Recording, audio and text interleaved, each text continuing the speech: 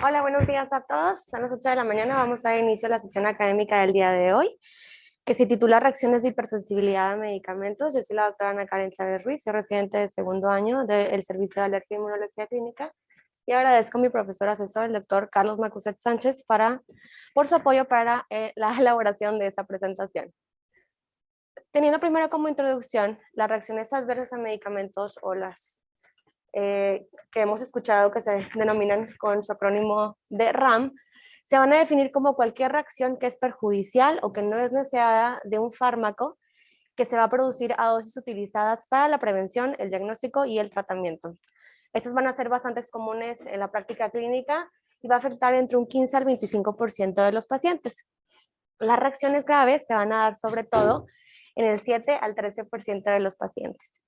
Este se considera un problema de salud pública y van a causar una importante morbimortalidad debido a, causan una importante morbimortalidad, perdón. Además, van a aumentar la duración de las hospitalizaciones y, por ende, los costos sanitarios. Ok, la clasificación de las reacciones adversas a medicamentos se van a dividir en dos, en las tipo A y en las tipo B, que las tipo A van a ser las más comunes. Empezando con las tipo A, van a ser reacciones comunes, predecibles y por lo general se van a dar en individuos sanos. Estas pueden estar relacionadas con sobredosis del fármaco, con efectos secundarios del mismo, efectos adversos o por interacciones farmacológicas. En el caso de las tipo B, estas van a ser reacciones que se consideran impredecibles, que se van a dar en individuos susceptibles y son dosis independiente. Y ahorita hablaremos un poquito más de ese concepto de dosis independiente. En este tipo lo podemos subclasificar en reacciones de hipersensibilidad a medicamentos, reacciones pseudoalérgicas, intolerancias al fármaco o idiosincrasia del fármaco. Y vamos a ver que estas van a representar del 20 al 25% del tipo de reacciones en los pacientes y se ha visto incluso un mayor porcentaje en el grupo de los pacientes pediátricos. Entonces, hablando un poquito más acerca de esa subclasificación de las reacciones de tipo B, vamos a tener que las de hipersensibilidad a medicamentos se van a considerar una reacción adversa que está mediada por el sistema inmunológico. En el caso de las reacciones pseudoalérgicas o no alérgicas, son reacciones que van a tener las mismas manifestaciones clínicas que aquellas de una reacción alérgica, pero va a carecer de una especificidad inmunológica.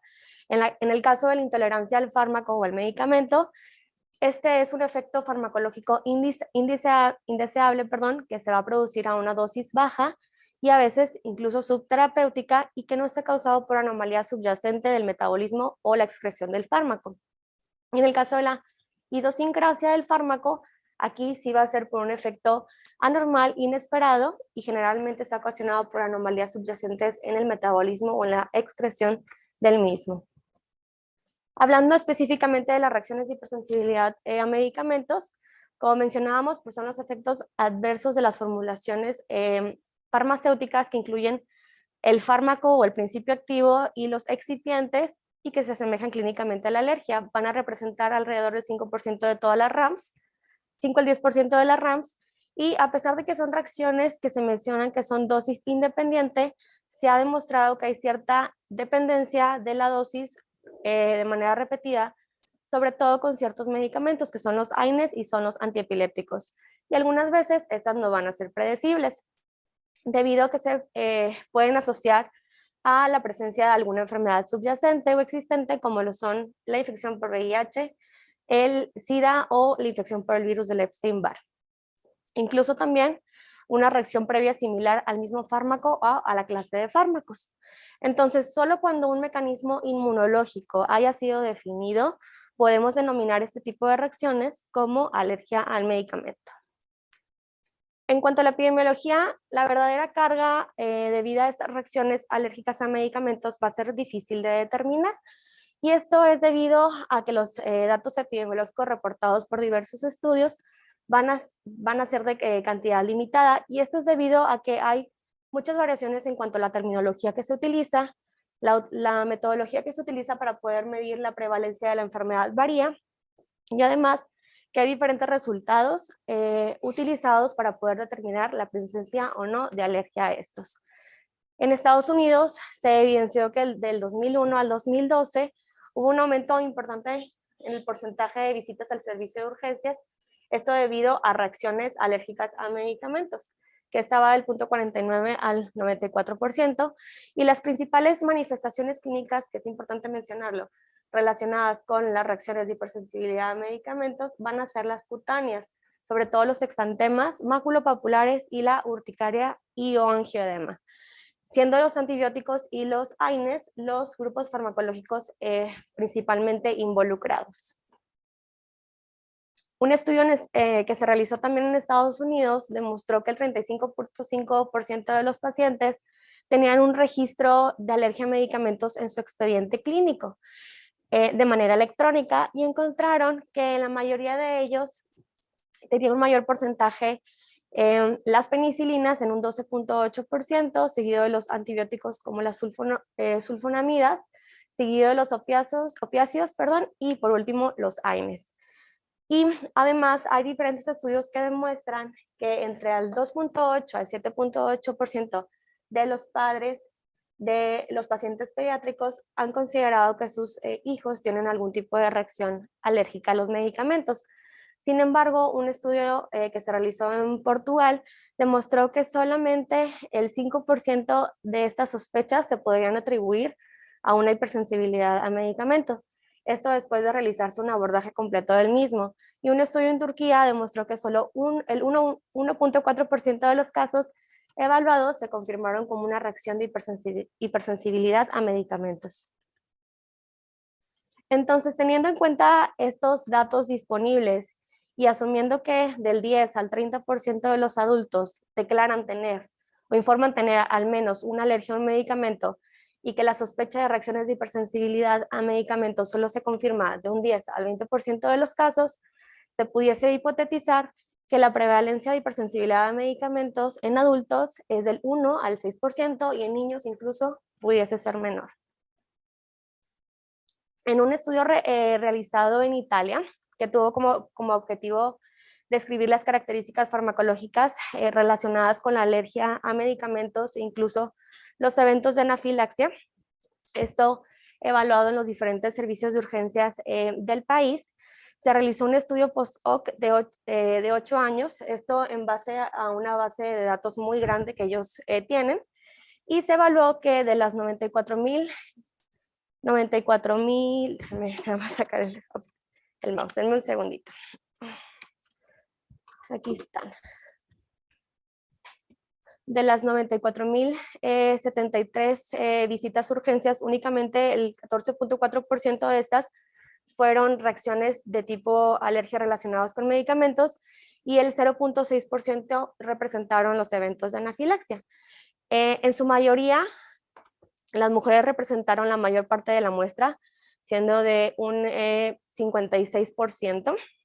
Y se mostró que hay un mayor riesgo de alergia relacionada con medicamentos en los hombres y en todos los grupos etarios menores a 65 años, y además se observó un mayor riesgo de anafilaxia en mujeres y en adultos. En cuanto a las clases de fármacos asociados con anafilaxia, los que principalmente se reportaron y los 3 primeros lugares fueron los antibióticos, llevándose el primer lugar de ellos las penicilinas, seguido por los AINES y por último los medios de contraste. Ahora, se han descrito que hay diversos factores de riesgo que afectan la expresión clínica y el pronóstico de las reacciones de hipersensibilidad a los fármacos, y estos pueden estar relacionados con el propio medicamento, relacionados con el huésped y con la presencia de enfermedades concomitantes.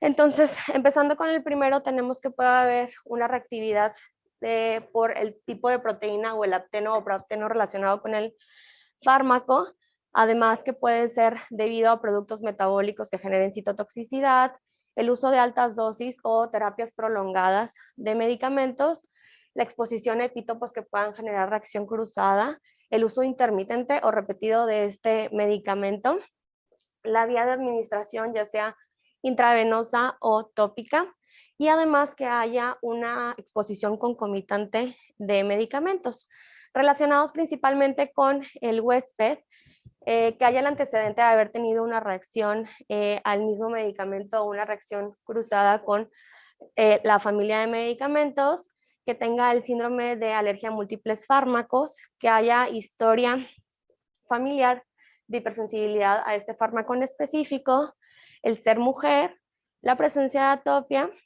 tener alelos de la clase tipo 1, B o A, del HLA y polimorfismos inmunogénicos.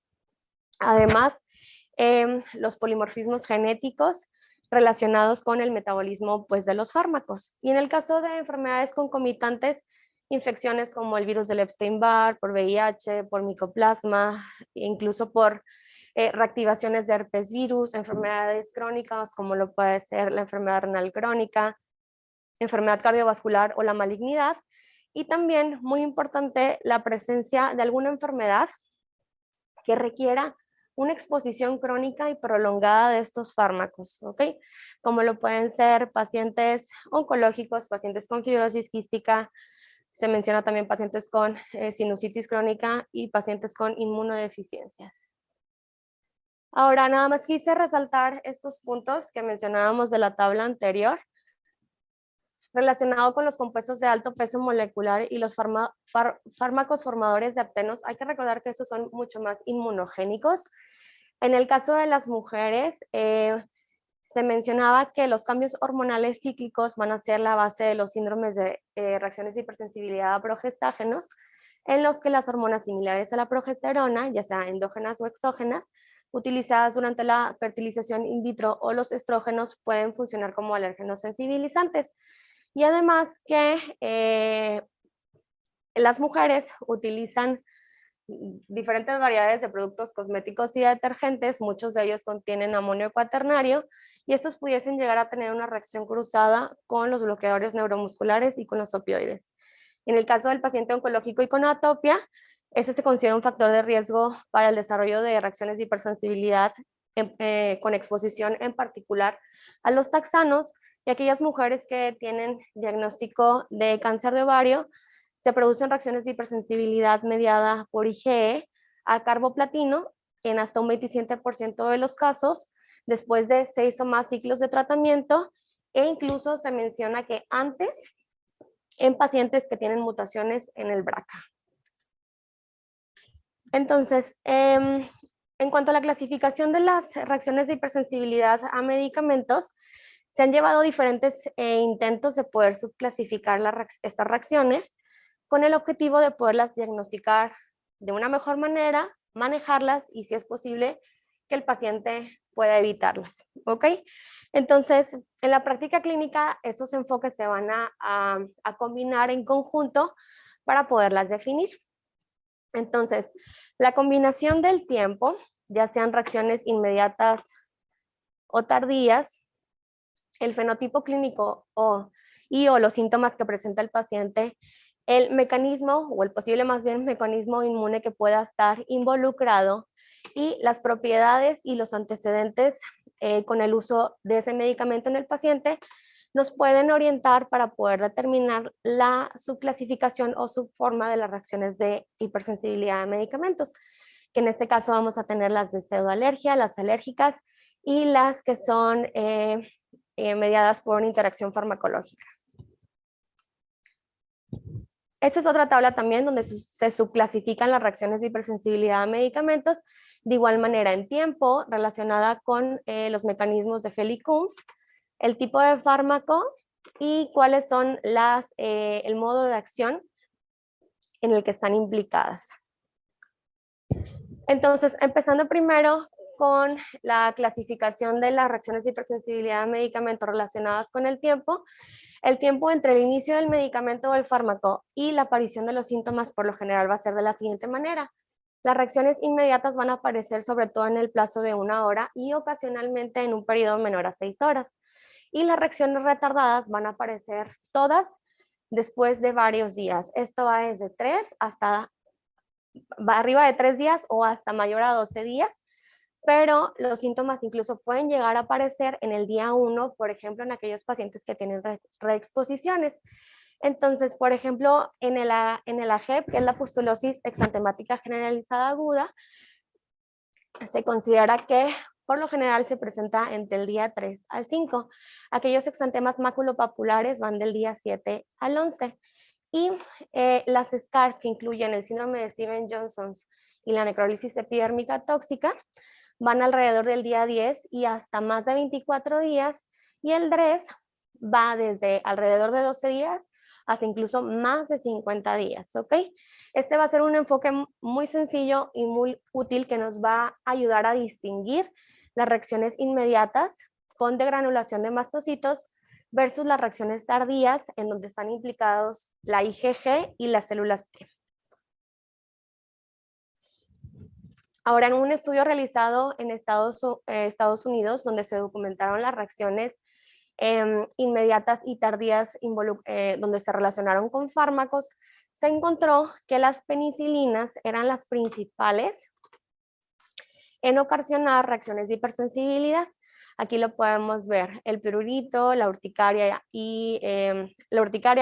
síntomas respiratorios, angioedema e incluso anafilaxia con choque. Se reporta que las penicilinas son las principales ocasionantes. Y en el caso de las reacciones tardías, aquí varía un poquito. En el caso de aquellos pacientes que cursan con reacciones de hipersensibilidad tardías con rash, con algún tipo de rash, por lo general son las penicilinas. En el caso de eritema pigmentado fijo, las sulfas, el trimethoprim con sulfametoxazol. En el caso del eritema nodoso, las tetraciclinas. En la enfermedad del suero, igual las penicilinas. Incluso hay pacientes que se reporta que han cursado con neumonitis. En el caso de metrotexate siendo el principal. En el caso de la nefritis intersticial aguda, las penicilinas. Y en el caso de las SCARs, sobre todo con las sulfas y con el trimethoprim y sulfametoxazol. En cuanto a la clasificación de las reacciones de hipersensibilidad a medicamentos basadas en el mecanismo inmunológico que ya conocemos, que son los 4 de Helicums, podemos ver, por ejemplo, aquí en el primero, estos ya los conocemos muy bien, no me voy a detener mucho, pero nada más recordar que la inmediata es el tipo de hipersensibilidad tipo 1 y del 2 al 4 tenemos las no inmediatas, que ya conocemos los datos característicos de las reacciones inmediatas que van desde rinitis, broncoespasmo, urticaria, angioedema y anafilaxia. En el caso de la tipo 2, sobre todo por IgG y por complemento, en donde se cursan con citopenias. Y en este caso que no son inmediatas, pues se pueden presentar de 5 a 15 días después de que se inicie el fármaco. En el caso de la hipersensibilidad de tipo 3, que es por depósito de complejos inmunes, tenemos a la enfermedad del suero, la urticaria y la vasculitis, que en estas también van a variar los periodos en los que se instauran. En el caso del tipo 4 la podemos subdividir en 4 tipos, la A, la B, la C y la D, en donde cada una va a tener una fisiopatología diferente y de igual manera manifestaciones clínicas diferentes, que ahorita hablaremos cada una de ellas. Ahora, en cuanto a la clasificación de las reacciones de hipersensibilidad a medicamentos basado en el modo de acción, tenemos estas 3 principales que ya las hemos mencionado anteriormente, y principalmente en las que son por reacciones alérgicas o inmunes, y en la de interacción farmacológica van a existir 2 teorías que para poder explicar cómo es que un compuesto de bajo peso molecular, como es el caso de algún fármaco, va a ser capaz de poder estimular una respuesta inmunitaria. ¿Ok? En el caso de la estimulación alérgica o inmunológica vamos a tener la hipótesis del apteno. Y en los fármacos o sus metabolitos van a ser demasiado pequeños para poder provocar y desencadenar una respuesta inmunitaria específica. Esto por sí solos. Y solo van a poder hacerlo si estos se unen de manera covalente a alguna proteína, como lo puede ser la albúmina, y de esta manera se va a generar un nuevo antígeno, que sería el complejo apteno-proteína. Vamos a tener que algunos fármacos van a ser proaptenos y van a adquirir la capacidad de unirse a estas proteínas únicamente después de ser metabolizados. Entonces, el fármaco se va a unir a una macromolécula, por ejemplo, la albúmina. La estrella es el medicamento y la albúmina es esta imagen amarillita, y esta posteriormente va a ser procesada por las células presentadoras de antígeno que van a reconocer a esta proteína modificada. Entonces, este tipo de estimulación va a tener la capacidad de poder provocar cualquier tipo de respuesta inmunitaria de gel y CUMS. Si hay algún fármaco que provoque respuestas de tipo células T y B, se va a poder concluir que es probable que el fármaco actúe como un apteno. En el caso de las reacciones de tipo T, en los días iniciales en las que el paciente está expuesto al fármaco, únicamente se va a evidenciar que hay células precursoras específicas para ese fármaco, sin embargo no va a haber la presencia de síntomas, pero conforme pasen los días y pase también, se continúe el consumo del fármaco, va a haber una expansión de estas células efectoras y posteriormente estos síntomas, o más bien, posteriormente al haber ya una mayor cantidad de este tipo de células, los síntomas se pueden manifestarse y esto ante este aumento de células T específicas. Y en el caso, por ejemplo, de las reacciones de tipo IgE, como sabemos, vamos a requerir una fase de sensibilización y una fase de elicitación, donde en la primera fase el paciente va a estar recibiendo el medicamento, va a haber una expansión de las células T y B con formación de IgE, y las células cebadas van a irse gradualmente sensibilizando, pero no se van a degranular en presencia del fármaco. Pero en caso cuando hay un periodo donde no se administra el fármaco y de nueva cuenta se empieza el consumo del mismo, ahora sí en esta fase efectora, estas células cebadas que están ahora sí que cubiertas de IgE específicas y que previamente toleraban la exposición del fármaco, ahora no lo van a hacer, se van a degranular y se van a presentar los síntomas característicos. Ahora, en el caso de la estimulación farmacológica de los receptores inmunitarios, que es el concepto de interacción farmacológica o PI, en este caso los fármacos se van a poder unir de manera directa a receptores inmunitarios, ya sea al HLA o al receptor de las células T. Esta unión del fármaco a los receptores inmunitarios va a ser un efecto fuera de lo común o fuera del objetivo del fármaco y se va a basar sobre todo en enlaces no covalentes. Entonces lo que va a suceder es que el fármaco se va a unir al complejo mayor de histocompatibilidad o al receptor de la célula T y va a modificar su estructura de modo que otras células del sistema inmunitario adaptativo lo puedan reconocer como algo extraño y puedan, por lo tanto, desencadenar una respuesta inmunitaria. Y por ende va a haber una activación de las células T. En el caso de la pseudoalergia, vamos a tener que estas reacciones no van a estar asociadas con la producción de anticuerpos de tipo IgE o células T sensibilizadas, pero a menudo van a ser bastante y clínicamente indistinguibles de las reacciones de hipersensibilidad. En este caso, el fármaco va a tener la capacidad, ya sea a través de su química o su farmacología, de poder estimular de manera directa la liberación o la activación de los mediadores inflamatorios. Como podemos ver en la imagen superior, esto a través del receptor del MRGPRX2 en las células cebadas, que va a generar su estimulación directa con posterior degranulación. Y en el caso de la inhibición de la COX-1 por los AINES, esto en basófilos y células cebadas, lo que va a generar que se desvíe la vía hacia la producción de leucotrienos, con la posterior liberación de estos leucotrenos C4, LD4 y E4. Ahora, vamos a tener que hay una diversidad de fármacos que van a provocar estas reacciones de hipersensibilidad, y esto por diferentes mecanismos. Esto nada más es un listado para que lo tengan en mente, no hay que memorizarlo. Si vemos al principio de la tabla, estos van a ser los principales fármacos que actúan por el mecanismo de tipo apteno. Tenemos a los beta-lactámicos, a las sulfas, al metamizol, a las quinolonas, a los medios de contraste y a los relajantes musculares. Pero podemos ver también que los beta-lactámicos y las sulfas también pueden actuar a través de un mecanismo PI, ¿ok? De igual manera el metamizol, las quinolonas y los medios de contraste.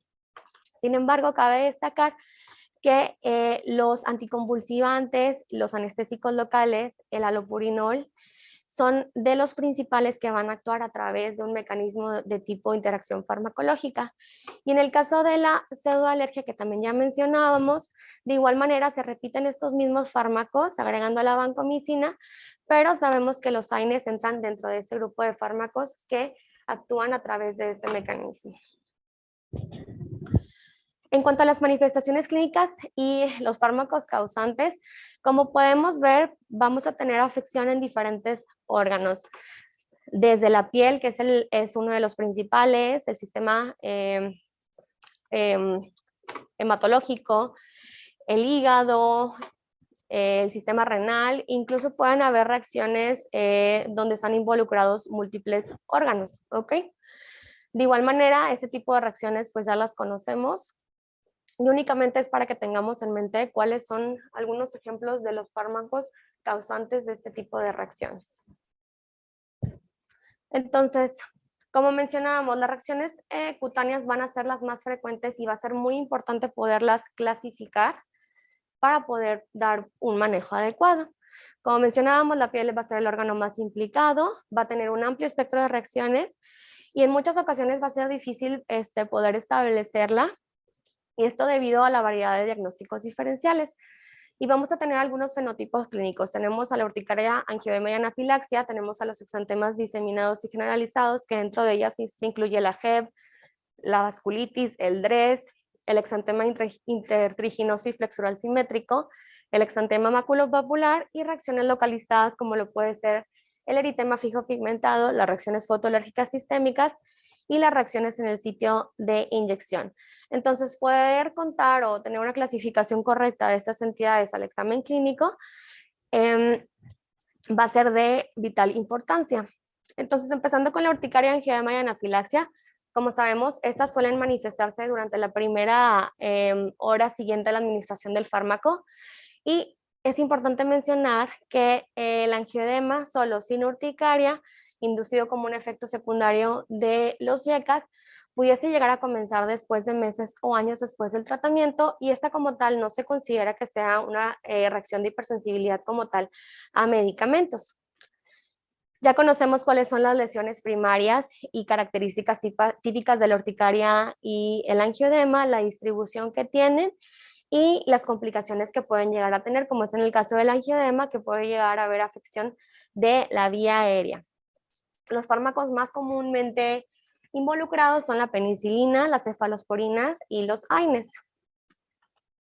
En el caso de los exantemas diseminados y generalizados, primero que nada, quise agregar esta diapositiva para preguntarnos qué es un exantema, ¿ok? Porque muchas veces se genera esa duda. El exantema se define como la presencia de múltiples pápulas y o máculas pequeñas que son redondas u ovaladas y que van a tener diferentes grados de confluencia y van a tener una distribución generalizada.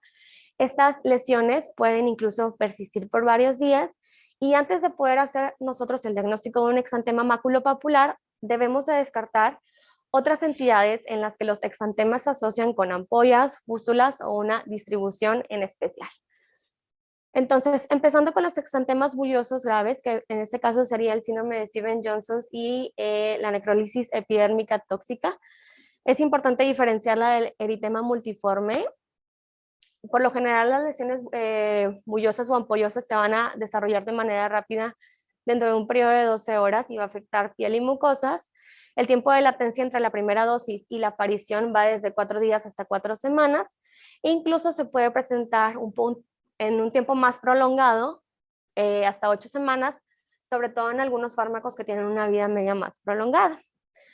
En cuanto a las lesiones primarias y las características típicas, vamos a tener que son máculas rojas oscuras, atípicas, planas, con ampollas y que van a tener el signo de Nikolsky positivo.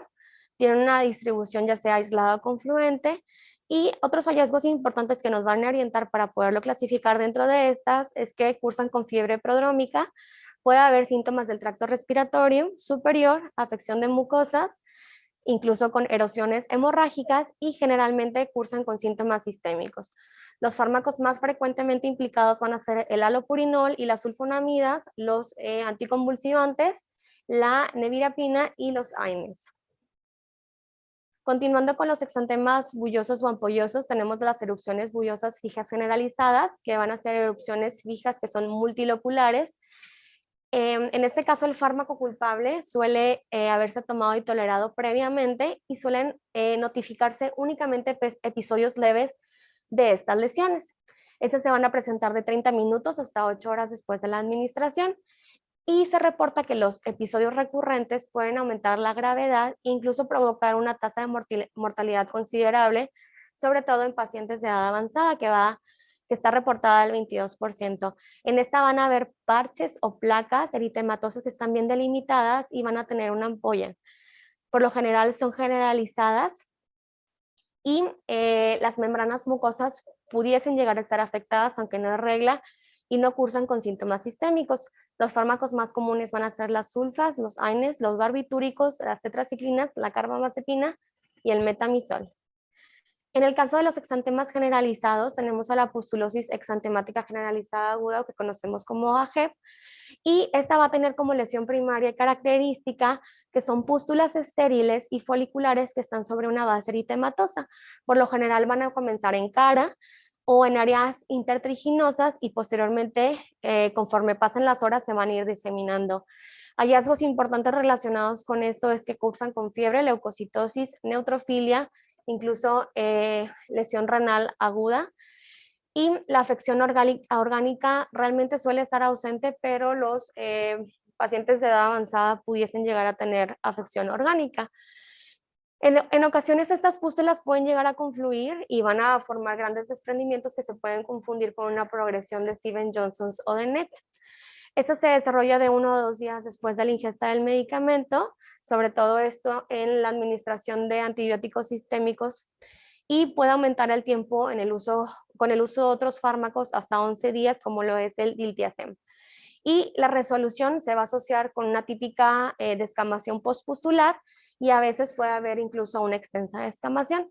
Los fármacos más comunes van a ser los betalactámicos, los macrólidos, el diltiazem, la terbinafina y la hidroxicloroquina. En el caso de la vasculitis, la más frecuente va a ser la vasculitis leucocitoclástica. Tiene una presentación de 7 a 21 días después del inicio del fármaco y se va a acompañar, cuando se acompaña, de fiebre, artralgias, hematuria o proteinuria, así como linfadenopatías, hay que sospechar que pueda tratarse una reacción de enfermedad del suero. Por lo general cursan con púrpura palpable, con petequias e incluso ampollas que pueden conducir a necrosis. Por lo general el sitio de aparición es en extremidades inferiores y puede llegar a haber o no afección de órganos sistémicos, lesiones hemorrágicas y o necróticas, siendo los fármacos más comunes las sulfonamidas, los betalactámicos y los AINES. En el caso de DRES sabemos que es una afección grave y va a iniciar con un exantema maculopapular que va a tener afección orgánica y se reporta una mortalidad del 2%. Esta va a tener una presentación tardía tras la primera dosis de medicación que va desde 2 a las 12 semanas y al igual que el síndrome de Stevens-Johnson y el NET, y en la mayoría de los casos de la JEP, el DRES suele aparecer durante el primer uso continuo del fármaco culpable, ¿ok? Sabemos que las lesiones típicas van a ser variables, van desde máculas, pápulas, pequeñas pústulas o vesículas superficiales, lesiones en diana, incluso púrpura, que son prácticamente generalizadas, y esos pacientes cursan con fiebre, con eosinofilia, linfadenopatías, pueden tener transaminasemia, incluso miocarditis, neumonitis intersticial, nefritis, tiroiditis y artritis. Entre los fármacos más comunes tenemos algunos anticonvulsivantes como son la carbamazepina, la motrigina, fenobarbital y fenitoína, que son de los principales, el halopurinol, la dapsona y las sulfas. En el caso del exantema intertriginoso flexural simétrico relacionado con el fármaco, este va a tener un patrón de distribución que es bastante característico, como podemos ver en esta imagen. La aparición va desde 7 días después del consumo del fármaco, afecta sobre todo más a hombres que a mujeres y pueden llegarse a observar algunas pocas pústulas y puede incluso haber una superposición con el AG. En este caso vamos a observar que es un eritema bien delimitado que está en la zona flexural y en la zona intertriginosa y generalmente no va a haber una afección a algún otro órgano. Y los fármacos más comunes van a ser las aminopenicilinas. Y por último, el exantema maculopapular, esta va a ser la reacción de hipersensibilidad cutánea más frecuente. Tiene un tiempo de presentación que va desde los 4 a los 14 días después de empezar a tomar un nuevo medicamento. Sin embargo, en aquellos individuos que ya están sensibilizados, los síntomas iniciales pueden aparecer de las pocas horas y convertirse en un exantema típico de 1 a 2 días. Y la descamación va a ser muy frecuente en fases posteriores. Las lesiones típicas van a ser máculas, pápulas, van a ser bastante pruriginosas, afectan sobre todo tronco y tienden a generalizarse y convertirse incluso como en una eritrodermia. En el caso de otros hallazgos relevantes es que sí puede ir acompañado de fiebre, y esta se reporta que es baja, puede haber un prurito muy intenso y en los laboratorios se puede identificar eosinofilia. Los fármacos más comúnmente implicados van a ser los antibióticos, los anticonvulsivantes, el alopurinol y los AINES. Y de las reacciones localizadas tenemos a tres: el eritema pigmentado fijo, las reacciones fotolárgicas sistémicas y las reacciones locales en el sitio de inyección. Vamos a tener que el eritema pigmentado fijo va a ser una placa que es eritematosa, puede llegar a tener incluso un color violáceo característico, a veces es edematoso y puede llegar a tener a nivel central una ampolla. Esta lesión, algo que tiene también característico es que siempre va a surgir en el mismo lugar, menos de 2 días después de la reexposición al fármaco culpable, y esta puede resolverse sin problema, aunque en ocasiones puede llegar a dejar una lesión hiperpigmentada. En el caso de las reacciones fotolérgicas sistémicas, esta es una dermatitis que va a tener afección sobre todas zonas expuestas al sol, aunque también pudiesen llegar a extenderse a zonas que no están expuestas. Va a tener una aparición que va desde días, incluso se reporta hasta de años, y va a tener un patrón en decreciendo que dura unos días tras la interrupción de las exposiciones. En el caso de las reacciones en el sitio de inyección, pueden ser máculas o pápulas que son bastante pruriginosas, no son inmediatas, a veces pueden ser edematosas y se van a desarrollar desde horas hasta días después de la inyección, ya sea intradérmica o subcutánea.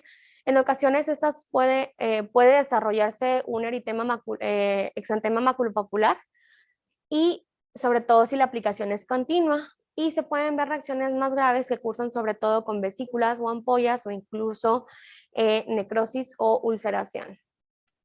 Entre los principales diagnósticos diferenciales que siempre tenemos que considerar en el caso de que estemos pensando en una reacción de hipersensibilidad de tipo 1 mediada por IgE, en síndrome carcinoide, la picadura de insectos, mastocitosis, asma, alergia alimentaria, síndrome escrombroide, alergia a látex, infecciones ya sea por virus de la hepatitis A, B, C, Epstein-Barr o incluso por parásitos gastrointestinales. Y en el caso de reacciones no mediadas por IgE, tenemos que considerar siempre, y dependiendo del escenario clínico en el que nos encontremos, enfermedad de Kawasaki, enfermedad de injerto contra huésped, la enfermedad de Still, psoriasis, igual picadura de insectos, infecciones virales y infecciones estreptocócicas. En el caso de la hipersensibilidad a múltiples fármacos, esta va a ser un síndrome que se va a desarrollar sobre todo a consecuencia de la estimulación masiva de células T, y se va a caracterizar por reacciones de hipersensibilidad que tienen una larga duración y va a ser a una variedad de fármacos. Los síntomas iniciales van a ser exantemas graves como el DRES, y los síntomas posteriores debidos a otro fármaco suelen aparecer semanas posteriores y se pueden llegar a superponer a la primera reacción de hipersensibilidad, o incluso meses o años después de la resolución de la presentación inicial. Y la segunda reacción de hipersensibilidad va a incluir sobre todo exantemas, eritrodermia, DRES, síndrome de Stevens-Johnson, NET, hepatitis y agranulocitosis. Y los fármacos desencadenantes, en dado caso, se pueden determinar mediante pruebas cutáneas o in vitro positivas. Los fármacos que están implicados en el inicio de esta hipersensibilidad a múltiples fármacos van a ser los mismos que el DRES y suelen administrarse sobre todo a dosis muy elevadas. Las terapias combinadas, como pueden ser el trimethoprim como el sulfamethoxazol o la piperacilina con tazobactam, van a estar implicados de manera frecuente, y del 30 a 40% de los pacientes con estas reacciones de hipersensibilidad graves a la terapia combinada muestran tener reacciones a las células T de ambos componentes farmacológicos. Y la estimulación de estas células T va a estar inducida, pareciera estar inducida sobre todo por un mecanismo de interacción farmacológica. Ahora, en cuanto al abordaje diagnóstico, va a requerir una historia clínica exhaustiva y además la identificación de hallazgos físicos y síntomas que sean compatibles con las características y el tiempo, que es muy importante, de las reacciones inducidas por medicamentos. Y en función a la historia y la exploración física, puede ser necesario que nos apoyemos de diferentes estudios. En cuanto a la historia clínica, sabemos que una historia clínica completa va a ser esencial para la evaluación de estos pacientes y algunas preguntas importantes a realizar están enlistadas aquí, que entre ellas son: ¿cuáles son los nombres de cada uno de los medicamentos sospechosos y hace cuánto tiempo se produjo la reacción? Si esta era la primera vez que el paciente se exponía a dicho fármaco, ¿cuál era la enfermedad subyacente o cuál es la enfermedad subyacente para la que se le recetó dicho fármaco? ¿Cuáles fueron los síntomas y los signos de la reacción y cuál fue el momento en el que el paciente recibió medicación? Si se administraron otros medicamentos también de manera concomitante y cuál fue el momento de cada síntoma y o signo relacionado con la administración de cada medicamento en particular. Si ha recibido el paciente alguno de los medicamentos o una combinación de medicamentos desde la reacción inicial y si hubo alguna reacción asociada a la exposición más reciente que él tuvo. Si el paciente ha experimentado síntomas o signos similares sin tener la administración de ese fármaco del cual estamos sospechando, y cuánto tiempo después de suspender el medicamento se resolvió dicha reacción. ¿Pareció la reacción responder a otros factores distintos a la interrupción del fármaco? Y bueno, eso es muy importante preguntarlo. Son bastantes preguntas, pero esto nos va a orientar bastantísimo para poder llegar o de alguna manera orientarnos, ¿ok? En cuanto al examen físico, si se consulta al paciente mientras que tenga la reacción, este va a ser de vital importancia. Se debe prestar atención sobre todo a las lesiones y otros signos concomitantes, considerar la presencia del signo nicolítico positivo en el caso de las SCARs, y además la distribución y el fenotipo de afectación que se evalúe. Aunado a esto, debemos evaluar que no haya o haya fiebre, la presencia de afección de mucosas, fotofobia, eritema conjuntival, dificultad respiratoria, linfadenopatía, hepatosplenomegalia, compromiso articular. Pero por lo general, los pacientes no van a acudir cuando tienen la reacción en ese momento a la consulta. Muchas de las veces los vemos cuando ya tuvieron el evento y es cuando acuden con nosotros para una valoración. Entonces, en este caso es importante preguntarle al paciente si cuenta con algún tipo de documentación por imagen de estas lesiones, ya que va a ser muy valiosa para nosotros para poder valorarla de manera objetiva. Y esta información pues siempre debemos documentarla también en el expediente clínico con consentimiento y con la protección de identidad del paciente en dado caso que tengamos alguna imagen como tal. ¿Ok? Pero siempre es importante preguntarle al paciente si tiene documentación de esas lesiones que estuvo manifestando. En cuanto al abordaje diagnóstico, ¿cuándo sí vamos a evaluar y cuándo no? ¿Cuándo vamos a evaluar? Cuando haya una historia previa de reacción de hipersensibilidad y se requiere el fármaco sin que haya una alternativa que sea igual de eficaz a esta y que estructuralmente no esté relacionada y si la relación riesgo-beneficio es positiva, ¿ok? Cuando hay antecedentes de reacciones de hipersensibilidad grave por otros fármacos, ya que la mejor manera de proteger al paciente pues va a ser encontrar cuál es el fármaco culpable. ¿Y cuándo no vamos a evaluar? Cuando hay casos que no se encuentra una causalidad, donde no hay sintomatología compatible, donde la cronología a lo mejor no es compatible, cuando el fármaco tomado desde entonces pues no presenta ningún tipo de reacción, cuando pudiésemos pensar que haya un diagnóstico alternativo, como los que ya mencionamos anteriormente de los diagnósticos diferenciales, y en particular hablando para las pruebas de reto con medicamentos, cuando hay reacciones muy graves, cuando hay una reacción no controlable y reacciones que ponen en peligro la vida. Podemos valernos de algunas pruebas de laboratorio in vitro y algunas pruebas in vivo. De las pruebas in vitro tenemos a la biometría hemática, que debemos de pedirla con un diferencial para valorar la presencia no de eosinofilia, y las pruebas de función hepática para evidenciar si hay afección a ese nivel. Los niveles de triptasa sérica también van a ser importantes y se ha descrito que hay una asociación lineal entre los niveles de triptasa y la gravedad de la reacción en los pacientes. En el caso de que los síntomas clínicos puedan estar enmascarados por el uso de premedicación con antihistamínicos y esteroides, en este caso en particular la triptasa va a ser una herramienta útil, ya que un nivel elevado de triptasa nos va a identificar aquellos fármacos que efectivamente están provocando reacciones y además de que de esta manera podemos predecir futuras reacciones y proteger a los pacientes de que tengan una reexposición y proporcionar una base sobre todo para que puedan ser desensibilizados.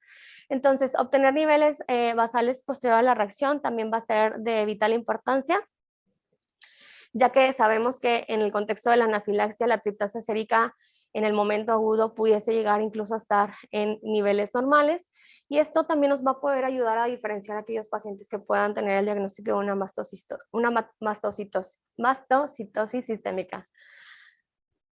En el caso de otras pruebas, los signos y síntomas nos van a dictar hacia qué orientarnos o qué estudios adicionales pedir.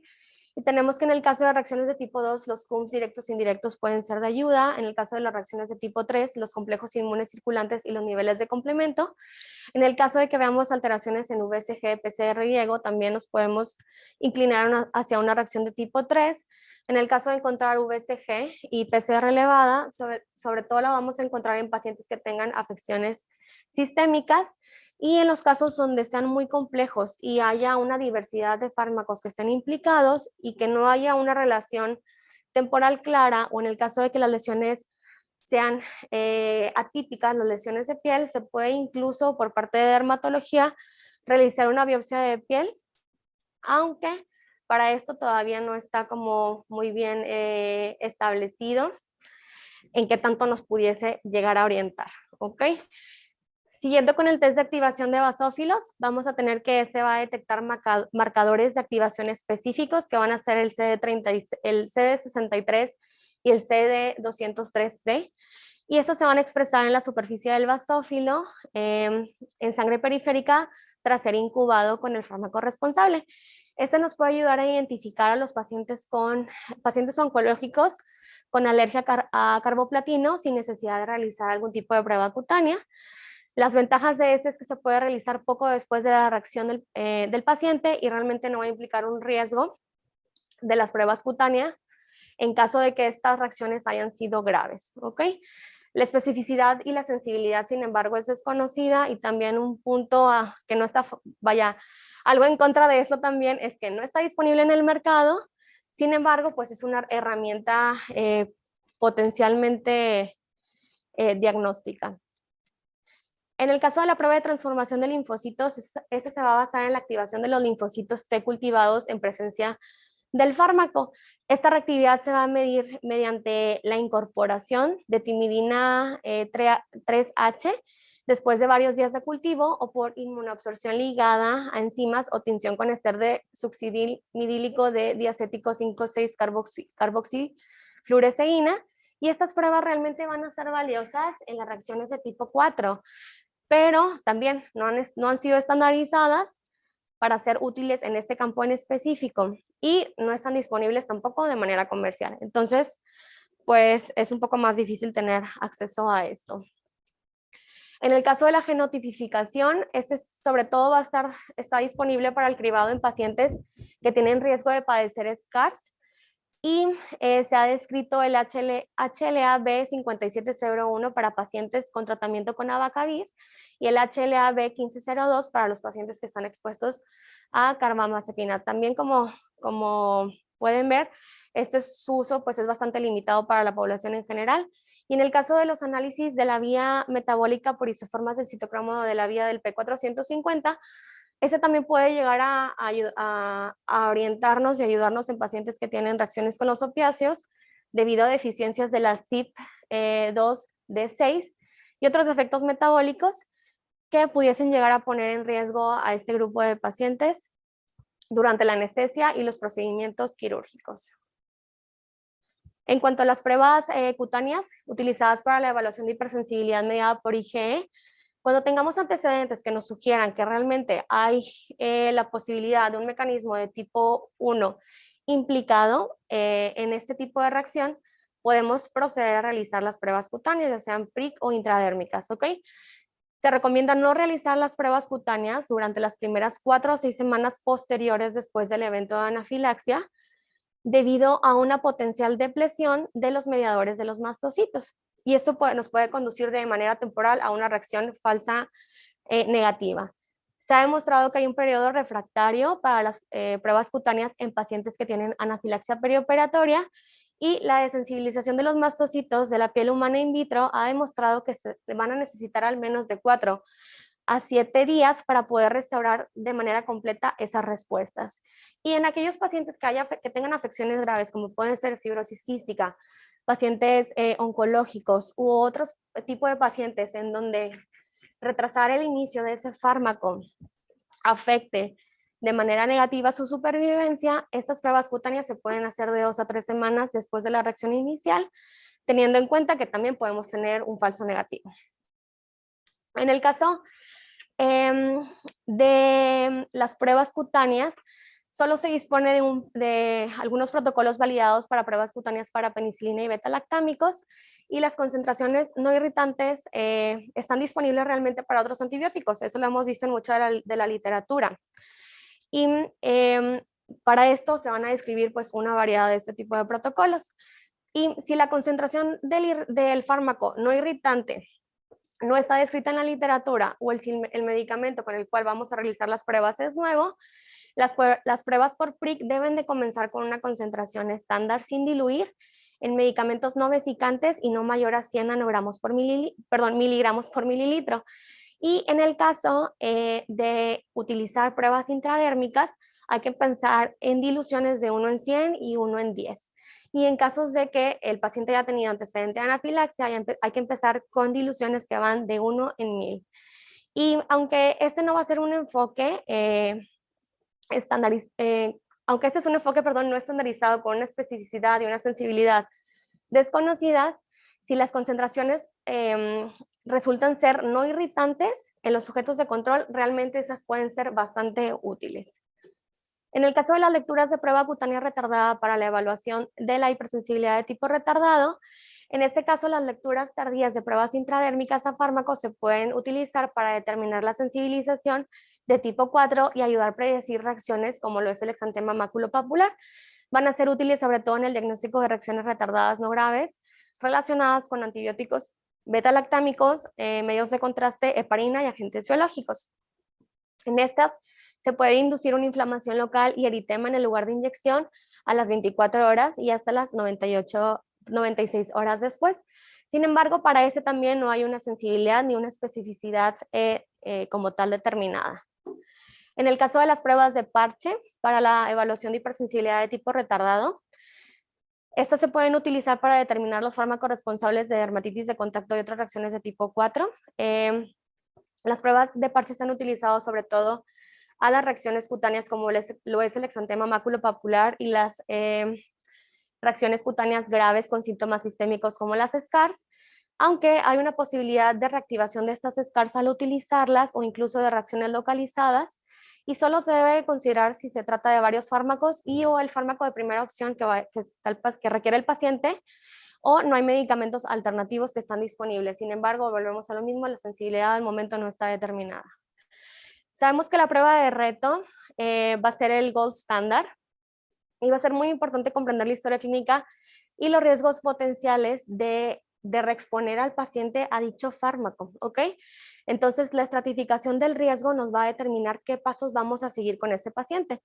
Por ejemplo, tenemos un ejemplo, un paciente que tiene un exantema papular no pruriginoso y ningún otro síntoma clínico, sin ninguna alteración del laboratorio. Este paciente empieza a recibir tratamiento con amoxicilina dentro del escenario de una infección viral, y hasta este momento, con esa información, pudiésemos sospechar que probablemente pueda haberse una infección viral y que haya sido la ocasionante del exantema. ¿Ok? Si este paciente se llegara a reexponer a la amoxicilina, es poco probable que el paciente pueda llegar a experimentar un rash. Y en otro caso también tenemos una paciente oncológica con síntomas de anafilaxia, con la infusión de carboplatino y con la necesidad de manejo de epinefrina. Sin duda alguna, este paciente es muy, muy probable de que sea alérgico. Ya conocemos los criterios de estratificación de anafilaxia de Brown que van a ser muy útiles para poder determinar el riesgo de este grupo de pacientes. Sabremos que se gradúa en el 1, 2 al 3, siendo el más grave el número 3. Como sabemos, la prueba de reto va a consistir en readministrar el fármaco en una dosis que va incrementándose de manera progresiva en el paciente. Lo ideal sería en este caso realizar primero las pruebas cutáneas siempre que sea posible, sobre todo en aquellos pacientes en los que sospechemos que se trata de reacciones inmediatas y o cuando la concentración del fármaco no irritante sea conocida. Y por lo general se va a realizar o se va a proceder a realizar una prueba de reto en aquellos pacientes donde las pruebas cutáneas sean negativas, ¿ok? Esta suele excluir la hipersensibilidad inmediata en pacientes con un historial de bajo riesgo y nos va a permitir la evaluación de la reactividad cruzada de compuestos estructuralmente relacionados entre diferentes clases de fármacos. Y bien importante, no se va a recomendar en pacientes con antecedente de reacción severa no mediada por IgE en las SCARS, nefritis intersticial, hepatitis o anemia hemolítica. En el caso de los protocolos de prueba de reto o la prueba de provocación, se describe que las dosis de los protocolos de prueba de reto de 1 o 2 pasos son bastante seguras en pacientes seleccionados y que tienen un bajo riesgo. Eso es muy importante. La mayoría de las dosis de reto no van a dar a reacciones adversas y cuando estas se pueden llegar a producir van a ser leves y a menudo no van a requerir tratamiento. Y se ha visto también que las pruebas multistep que requieren más de esos 2 pasos que mencionábamos, 3, 4 pasos, no confieren realmente mayor seguridad, pero pueden realizarse en función de los antecedentes del paciente o cuando se requiera hacerse con precaución, sobre todo aquellos pacientes que puedan tener ansiedad o que tengan diferentes enfermedades concomitantes. En el caso de los protocolos de prueba de reto se pueden administrar ya sea vía oral, IV, subcutánea o intramuscular. La dosis inicial por lo general va a ser mucho más alta que la que se utiliza en la desensibilización y vamos a tomar una décima parte de la dosis total del tratamiento objetivo. En las dosis posteriores, estas van a incrementar de 10 veces y esto comparado con los incrementos de la desensibilización que van de 2 por. En este caso, en las dosis posteriores se va a tomar una novena parte de la dosis total del tratamiento objetivo. Y los intervalos de tiempo en los que se administran las dosis van a variar también en función del tipo de reacción potencial, ya sea inmediata o tardía, y van desde 30 hasta 60 minutos. En el caso de los protocolos para los anestésicos locales y los AINES, estas sí van a requerir más pasos y deben considerarse otros protocolos para poder evaluar las reacciones tardías, ya que estas pueden llegar a requerir un periodo más prolongado de tiempo de observación comparado con los otros. En el caso de la desensibilización, sabemos que es un procedimiento que va a modificar la respuesta inmunitaria de un paciente hacia el fármaco y va a permitir que éste lo tolere de manera temporal, que pueda mantenerse siempre y cuando se mantengan los niveles séricos del fármaco. Este estado se va a perder tan pronto como el fármaco se elimine, que va de 2 a 3 vidas medias, y los protocolos son específicos para cada fármaco y cada paciente. Esto va a ser siempre individualizado. En muchas ocasiones van a incluir más de 3 pasos y la dosis inicial es aproximadamente 1 en 10.000 de la dosis final y la dosis se va a ir duplicando en cada incremento hasta que lleguemos a la dosis objetivo. Como mencionábamos, esta desensibilización va a dar lugar a una reacción transitoria, una reducción transitoria de la sensibilidad cutánea a los alérgenos de los medicamentos. Esto en la mayoría de los pacientes con reacciones de tipo IgE y algunos incluso se van a negativizar en las pruebas al final del protocolo. El mecanismo por el cual se induce la tolerancia temporal de estos células cebadas y basófilos no están de todo claros, pero a lo que se sabe hasta ahora es que pudiese ser que las dosis subumbrales del antígeno que no son internalizadas y reorganizadas en la membrana y que desacoplan respuestas de calcio específicas con subsecuente activación de moléculas inhibidoras que van a impedir que haya una transducción de estas señales y protegen contra la activación celular y la liberación de estos mediadores inflamatorios que están involucrados pues, en el tipo de reacción de hipersensibilidad tipo 1. Esto sobre todo demostrado en estudios in vitro. Ya casi para finalizar, algunos principios de la desensibilización. La desensibilización a un fármaco con pruebas cutáneas validadas debe considerarse si el paciente tiene una reacción positiva a la prueba cutánea y cuando no se disponga de otra opción de tratamiento o cuando el fármaco es un tratamiento de primera línea y la desensibilización no esté contraindicada. En el caso de los fármacos para los cuales no se dispone de pruebas cutáneas validadas, la desensibilización puede considerarse de manera independiente del resultado de la prueba cutánea o incluso en pacientes con una prueba cutánea positiva, dependiendo del patrón inicial de reacción que haya presentado. Y también es posible realizar la desensibilización en el caso de reacciones inmediatas a fármacos no mediadas por IgE, incluyendo algunas reacciones de tipo 4. Sabemos que por lo general los quimioterapéuticos y los anticuerpos monoclonales se administran con premedicación, como lo son antihistamínicos, esteroides. Las reacciones agudas pudiesen llegar a presentarse más de una hora posterior de que se administra dicho medicamento. No hay que olvidar siempre los síntomas atípicos, que incluyen dolor de espalda, dolor torácico o abdominal, escalofríos, fiebre, que son sobre todo observados con los taxanos, con el oxaliplatino, los anticuerpos monoclonales como es el rituximab y los preparados de hierro IVE. Y estas reacciones pues, van a ser el resultado de la activación repentina de mastocitos y basófilos a través de mecanismos, recordemos, IgE y no IgE, y sí van a responder a protocolos de desensibilización. Este nada más es un algoritmo de abordaje. Por cuestiones de tiempo no me voy a detener en ello. Está muy simplificado para saber cuándo sí y cuándo no procedemos a realizar cuál o qué cosa. En resumen, sabemos que, como mencionábamos, poder subclasificar las reacciones de hipersensibilidad va a ser de bastante utilidad para poder determinar ante qué mecanismo nos estamos enfrentando. Ok, básicamente esta diapositiva resume todo esto que acabamos de platicar. Y ya como conclusiones, pues sabemos que el diagnóstico de las reacciones a hipersensibilidad a medicamentos es un reto y va a requerir de un enfoque cuidadoso, independientemente del fármaco que esté implicado. En la práctica clínica diaria, las subformas o subclasificaciones de las reacciones de hipersensibilidad se pueden distinguir utilizando un enfoque combinado, tomando en cuenta el tiempo, el fenotipo clínico, los posibles mecanismos inmunitarios que puedan estar aplicados, las propiedades y la experiencia previa que haya tenido el paciente con el fármaco. A pesar de que el diagnóstico muchas veces se realiza por clínica, pues sigue siendo de gran valor el uso de evaluaciones de in vitro e in vivo. Las pruebas de provocación o las pruebas de reto van a ser el gold standard para poder determinar la tolerancia actual del paciente, pero van a requerir experiencia y conllevan un cierto riesgo y se van a limitar a centros altamente especializados.